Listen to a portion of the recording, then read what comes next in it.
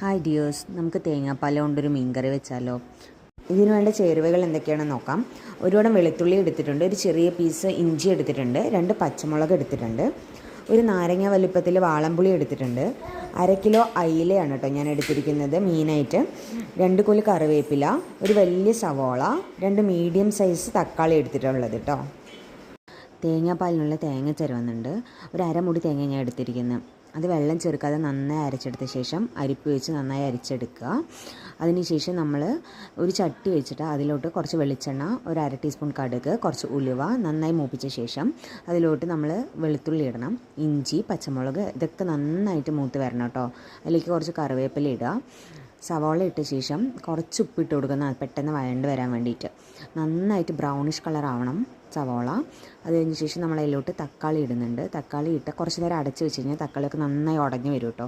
ഇടയ്ക്കിടയ്ക്കൊന്ന് ഇളക്കി കൊടുക്കണം, അടി പിടിക്കാതിരിക്കാൻ വേണ്ടിയിട്ട്. ഞാനിപ്പോൾ ഇതിലോട്ട് 3 ടീസ്പൂൺ മുളക് പൊടി, 6 ടീസ്പൂൺ മല്ലിപ്പൊടി, അതേപോലെ തന്നെ 1/2 ടീസ്പൂൺ മഞ്ഞൾപ്പൊടി ഇട്ട് കൊടുക്കുന്നുണ്ട്. നന്നായിട്ട് മൂത്ത് വരണം, അതിൻ്റെ ഒരു പച്ചമണമൊക്കെ മാറിക്കിട്ടണം. അതിലോട്ട് കുറച്ച് വാളംപുളി നമ്മൾ നേരത്തെ എടുത്ത് വെച്ചത് ഒഴിച്ച് കൊടുക്കുന്നുണ്ട്.